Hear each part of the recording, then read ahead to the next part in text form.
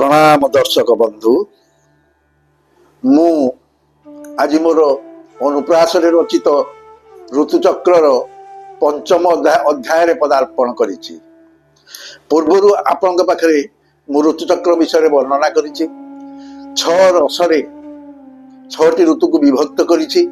चारि जाति रे आपण पाखे मु वर्णना करिछि। चारि जाति रे प्रथम अध्याय मु ग्रीष्म को आनी गो अनुप्रास।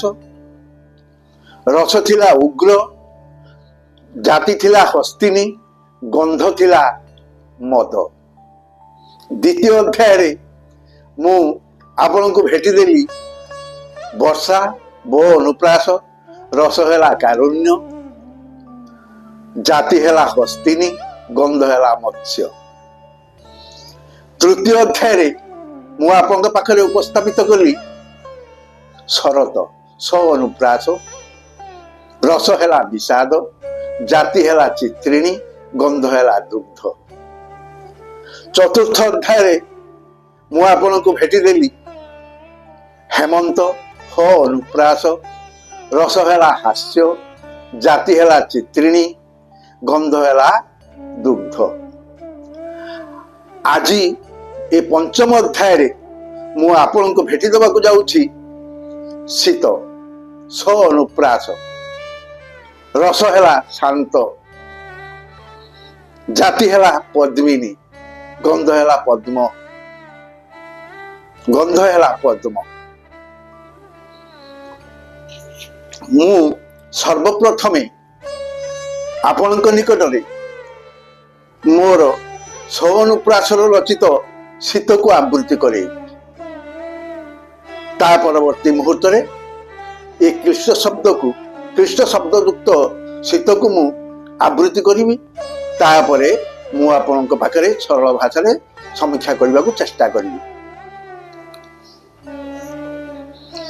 शिवद शीतांशु बदना शीत धरा मंडिले, शिरा शिर शुद्ध शैल देखी हरस हेले। शिफर कानन शोभा से जन मन आकर्षे, शीति शिला मुख उन्माद पुष्प मधु सुबासे। शीतल शरण्य प्रभावे कंपी लावयव, शिखी शिखा संग बिनुकी तनु थय लभिग। शिपा छड़ा कला अदृश्य सर्व सर्जाति अंग, सीमंतिनी तृप्त निशिरे लभि पतिस्म अंग। शिव पत्र दल विमंडी शोभे सरसी उरे, शिवघ बरजी गहर सम भास्कर करे। शीति छदासने शीतांगी पूजी विबुध नरे, शीति हिमजटी अंबर शोभा हला अंगरे। शीतर्भु शैले सुबेश अंते नेला मेलानी, शिव चिंती कला प्रतीक्षा ऋतु बरे धरणी। ये हला मोर स अनुप्रासर सीता शीतर संपूर्ण कविता। मु आपण को सरल भाव में वर्णना करने को आपण पाखर चेष्टा करुछि। शिवद शीतांशु बदना शीत धरा मंडिले।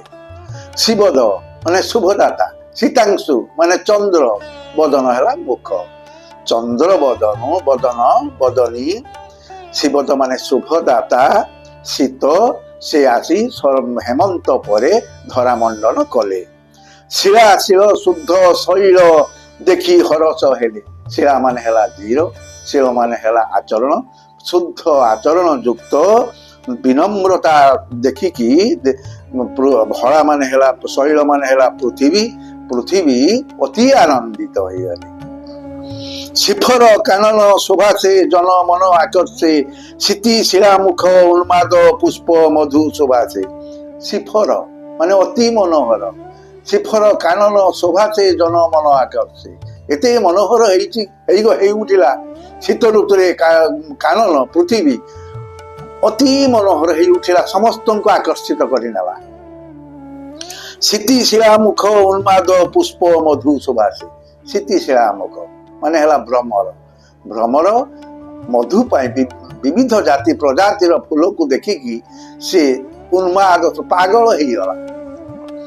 शीतल शरण्य प्रभावे कंपिला अवयव, शिखी शिखा संग बिनुकी तनु थय लभिब। शीतल शरण्य माने हेला पवन वायु, प्रभावे कंपिला अवयव। शीतल ପବନ ବାଜିକି ଦେହରେ ଅବୟବ ମାନେ ଶରୀର କମ୍ପମାନ ହେଲା। ଶିଖି ଶିଖା ସଙ୍ଗ ବିନୁକି ତନୁ ତନୁ ଥୟ ଲଗିବ। ଶିଖି ଶିଖା ସଙ୍ଗ, ଶିଖି ଶିଖା ହେଲା ଅଗ୍ନି, ଅଗ୍ନିର ଉତ୍ତାପ ବିନା କିଏ ତନୁ ଥୟ ଲାଭ କରିପାରିବ?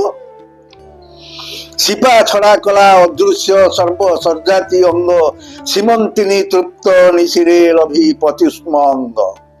ଶିପା ଛଡା ମାନେ ଚଦର, ସର୍ଜାତି ମାନେ ହେଲା ମଣିଷ, ଏ ମଣିଷ ମାନଙ୍କର ଅଙ୍ଗ ଚଦରରେ ଆପଦ ମସ୍ତକ ଆବୃତ ହେଇଗଲା, ଚିହ୍ନି ହେଲାନି କାହାକୁ। ସୀମନ୍ତିନୀ ତୃପ୍ତ ନିଶିରେ ଲଭି ପତିଷ୍ମ ଅଙ୍ଗ। ସୀମନ୍ତିନୀ ମାନେ ନବବଧୂ ମାନେ, ନିଶିରେ ମାନେ ରାତିରେ ପତିଯୁକ୍ତ ଉଷ୍ମ ପତିଷ୍ମ, ପତିଷ୍ମ ଅଙ୍ଗ ଲାଭ କରି, ପତିର ଉଷ୍ମ ଅଙ୍ଗ ଲାଭ କରିକି ବହୁତ ଆନନ୍ଦ ହେଇଗଲେ। ଶିବ ପତ୍ର ଦଳ ବିମଣ୍ଡି ଶୋଭେ ସରସି ଉରେ, ଶିବ ଘରଜି ଗଭର ସମ ଭାସ୍କର କରେ। ଶିବ ପତ୍ର ଦଳ, ଶିବ ପତ୍ର ହେଲା ରକ୍ତ କଇଁ, ରକ୍ତ ପଦ୍ମ, ରକ୍ତ ପଦ୍ମ ସରସି ମାନେ ପୋଖରୀରେ ସବୁ ଫୁଟିକି କେତେ ସୁନ୍ଦର ବିମଣ୍ଡିତ ହେଲେ। ଶିବ ଘରଜି ଗଭର ସମ ଭାସ୍କର କରେ। ଶିବ ମାନେ ହେଲେ ବିଲୁଆ, ବିଲୁଆ ଗର୍ତ ତ୍ୟାଗ କରିକି, ଶୀତ ପ୍ରକୋପରୁ ଗର୍ତ ତ୍ୟାଗ କରିକି ସେ ଭାସ୍କର ମାନେ ହେଲେ ସୂର୍ଯ୍ୟ, ସୂର୍ଯ୍ୟ କିରଣରେ ନିଜ ଦେହକୁ ଧରାରେ ଲୁଟେଇ ଦେଲେ। ଶୀତି ଛଦାସନେ ସୀତାଙ୍ଗୀ ପୂଜି ବିବୁଧ ନରେ, ଶୀତି ହିମଜଟି ଅମ୍ବର ଶୋଭା ହଳା ଅଙ୍ଗରେ। ଶୀତିଚ୍ଛଦ, ଶୀତିଚ୍ଛଦ ହେଲେ କି ହଂସ, ଧଳା ହଂସ, ଧଳା ହଂସ ସୀତାଙ୍ଗୀ ମାନେ ସରସ୍ୱତୀ, ସରସ୍ୱତୀ ହଂସ ବାହନରେ ବସିଥିବାର ମୂର୍ତ୍ତି ବିବୁଧନରେ, ବିବୁଧ ମାନେ ଜ୍ଞାନୀ ଲୋକମାନେ ପୂଜା କରିବାରେ ଲାଗିଲେ। ଶୀତି ହିମଜ୍ଜଟି ଅମ୍ବର ଶୋଭେ ହଳା ଅଙ୍ଗରେ। ଶୀତି ହିମଜ୍ଜଟି ଜଟି ହେଲା କଣ, ତା ମାନେଟା ହେଲା କୁହୁଡି, କୁହୁଡି କୁହୁଡି ରୂପକ ଚଦରଟିଏ ସତେକି ପୃଥିବୀ କି କିଏ ଘୋଡେଇ ଦେଲା, ଏମିତି ଦୃଶ୍ୟମାନ ହେଲା। ଶୀତର୍ଭୁ ଶୈଳେ ସୁବେଶ ଅନ୍ତେ ନେଲା ମେଲାଣି, ଶିବ ଚିନ୍ତି କଲା ପ୍ରତୀକ୍ଷା ଋତୁ ବରେ ଧରଣୀ। ଶୀତର୍ଭୁ ମାନେ ଶୀତ ଋତୁ, ଶୈଳ ମାନେ ପୃଥିବୀ, ପୃଥିବୀ କି ସୁବେଶ କରି ସାରିଲା ପରେ ସେ ଧୀରେ ଧୀରେ ଧୀରେ ଧୀରେ ତାକୁ ତ୍ୟାଗ କରିକି ଆକାଶ ମାର୍ଗକୁ ଚାଲିଗଲେ। ଶିବ ଚିନ୍ତି କଲା ପ୍ରତୀକ୍ଷା ଋତୁ ବରେ ଧରଣୀ।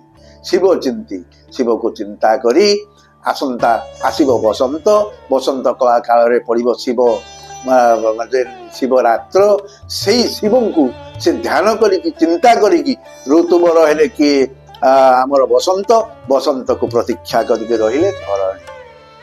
ଏଇଠି ହେଲା ମୋର ଶୀତ ସହନୁ ପ୍ରାଚଳ କବିତାଟି ଶେଷ। ମୁଁ ଆଜି ଆପଣଙ୍କ ପାଖରୁ ବିଦାୟ ନେବାକୁ ଚାହୁଁଛି। ଆସନ୍ତା ଅଧ୍ୟାୟରେ କି ଅନ୍ତିମ ଅଧ୍ୟାୟରେ ମୁଁ ବସନ୍ତକୁ ଆପଣଙ୍କ ପାଖରେ ଉପସ୍ଥାପିତ କରାଇବି।